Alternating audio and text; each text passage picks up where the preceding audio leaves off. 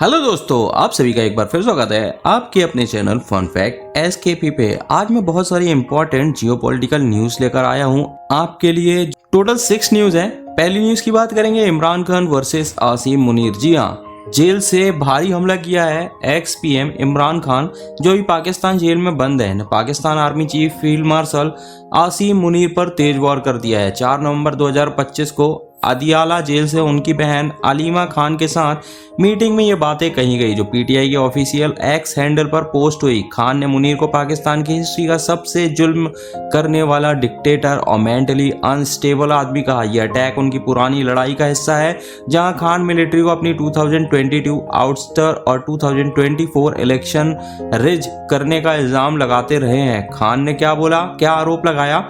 खान बोले, आसिम मुनीर पावर की भूख में कुछ भी कर सकता है। उनके रूल में जुल्म की हद पार हो गई है।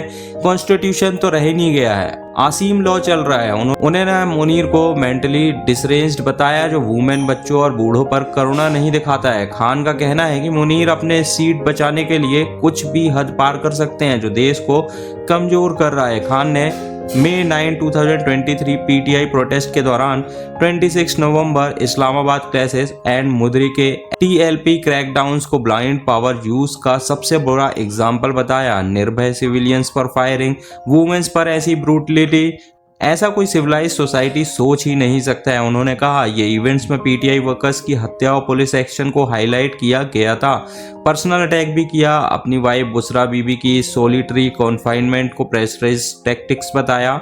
हम गुलामी से बेहतर मौत चुनते हैं, कोई पॉलिटिकल फैमिली को इतना जुल्म नहीं सहा है। खान ने साफ कहा कि गवर्नमेंट से ना मिलिट्री से टॉक करेंगे। पपेट पीएम शहबाज शरीफ के साथ बात करना भी बेकार है। हाई डायलॉग्स के बाद रिप्रेशन बढ़ता ही जा रहा है। मुनीर का 3 साल का टर्म नवंबर 2025 में खत्म होने वाला है। एक्सटेंशन की अफवाहें पीटीआई प्रोटेस्ट का कारण बन रही हैं। एक्सटेंशन नामाजूर हैशटैग करके एक्स पर यह पोस्ट वायरल हो रहा है और पीटीआई सपोर्टर्स ने इसे सपोर्ट भी किया है। पाकिस्तानी अथॉरिटीज ने अभी जवाब नहीं दिया है, लेकिन पहला ऐसे अटैक से पीटीआई पर क्रैकडाउन पड़ा था। ये खान की मिलिट्री के खिलाफ लड़ाई को और तेज करेगा। सेकेंड न्यूज की बात करें, फेक पासपोर्ट स्कैम की न्यूज आ रही है। ईडी की बंगाल बिजनेसमैन पर नजर है।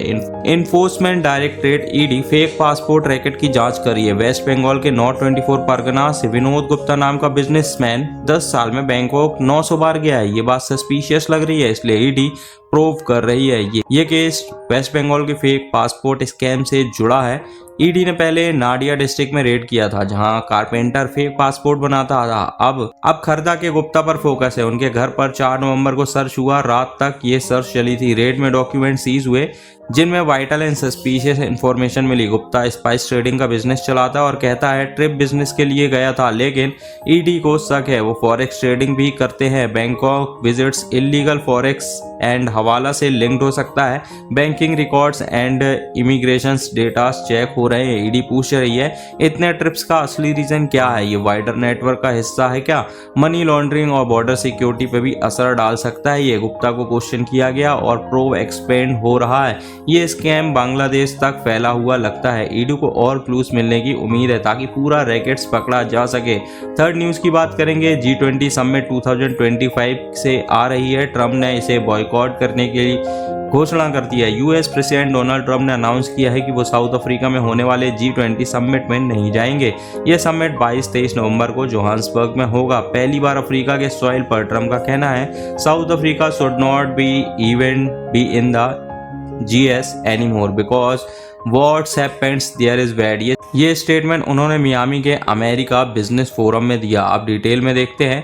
G20 ग्रुप से 19 बड़े इकोनॉमिक्स कंट्रीज का plus European union and African union. South Africa ने 1 दिसंबर 2024 से प्रेसिडेंसी ली है। ये समिट फोकस करेगा ग्लोबल इकोनॉमिक रिफॉर्म पर, इक्वलिटी, ग्रोथ पर और ग्लोबल साउथ की वॉइस बढ़ाने पर। इंडिया ने 2023 में न्यू दिल्ली समिट होस्ट किया था, जहां अफ्रीकन यूनियंस को परमानेंट मेंबर बनाया गया था। अब साउथ अफ्रीका की बारी है, लेकिन ट्रम्प इससे खुश नहीं है। ट्रम्प ने कहा, I am not going, I told them I am not going. It should not be there. उनका कहना है साउथ अफ्रीका में रीसेंट डेवलपमेंट्स बैड हैं, जैसे कम्युनिस्ट इन्फ्लुएंसेस एंड ट्राइनिंग है। उन्होंने मियामी को सेफ हेवन बताया और उन लोगों के लिए जो साउथ अफ्रीका से भागते हैं। ये उनकी पहली ऐसी कमेंट्स नहीं है, पहले भी उन्होंने साउथ अफ्रीका को टारगेट किया है। यूएस डेलीगेशंस में vice president JD Vance led करेंगे समिट को यूएस की तरफ से। साउथ अफ्रीका गवर्नमेंट ने कहा प्रिपरेशंस जारी हैं, हम इग्नोर कर रहे हैं ट्रम्प के रिसेंट कमेंट्स को।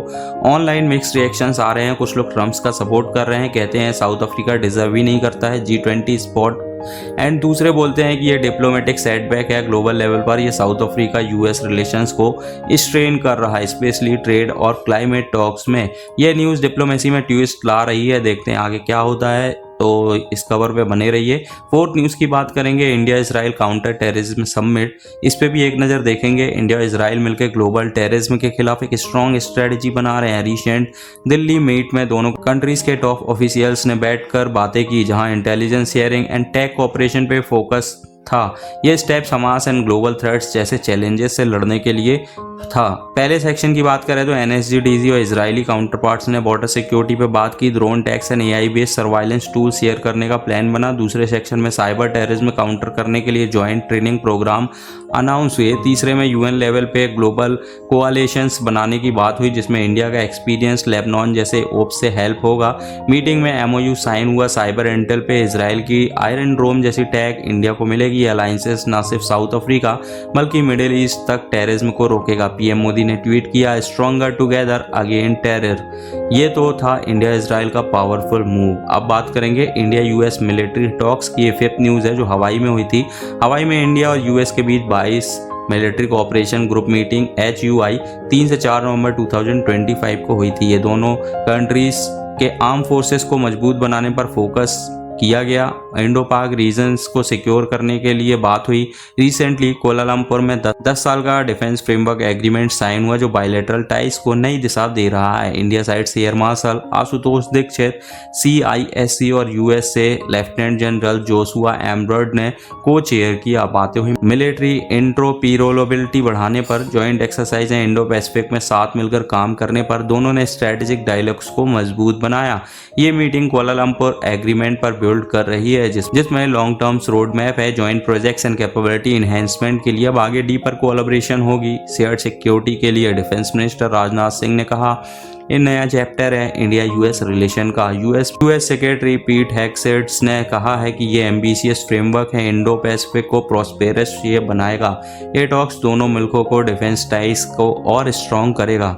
6 न्यूज़ की बात करेंगे, साजिद प्रेमदासा का इंडिया के UNSC सीट्स के लिए सपोर्ट की न्यूज़ आ रही है। श्रीलंका के अपोजिशन लीडर साजिद प्रेमदासा ने इंडिया के permanent UN security council seats के बिड को फुल सपोर्ट दिया। ये स्टेटमेंट दोनों देशों को स्ट्रॉन्गर रिलेशन को और मजबूत करेगा। साजिद प्रेमदासा समागी जना बाला वेग्यवा पार्टी के लीडर हैं। कोलंबो में हुए एक इवेंट में उन्होंने कहा UNSC में रिफॉर्म की ज़रूरत बताते हुए उन्होंने कहा कि इंडिया जैसे बड़े डेमोक्रेसी को परमानेंट सीट मिलनी चाहिए। ये 2025 के ग्लोबल टॉक्स के बीच आई है। प्रेमदासा ने कहा इंडिया और श्रीलंका के बीच पुराने बॉन्ड्स हैं। UNSC में इंडिया की वॉइस स्ट्रांग होनी चाहिए ताकि साउथ एशिया की प्रॉब्लम सॉल्व हो सके। उन्होंने G4 Nations India, Japan, Germany, Brazil के रिफॉर्म पुश का भी स्वागत किया। ये सपोर्ट इंडिया श्रीलंका टाइज को बूस्ट करेगा, स्पेशली ट्रेड एंड सिक्योरिटी में। क्रिटिक्स कहते हैं ये ओपोजिशन की फॉरेन पॉलिसी स्ट्रेटजी है, लेकिन एक्सपर्ट इसे पॉजिटिव डेमोक्रेसी मानते हैं। ओवरऑल ये स्टेप्स UN रिफॉर्म्स की तरफ बहुत बड़ा कदम है। तो दोस्तों ये थी इंपॉर्टेंट जियोपॉलिटिकल न्यूज़। अगर आपको न्यूज़ पसंद आई तो प्लीज़ वीडियो को लाइक, शेयर एंड चैनल को सब्सक्राइब करके बेल आइकन को जरूर दबाएं। जय हिंद।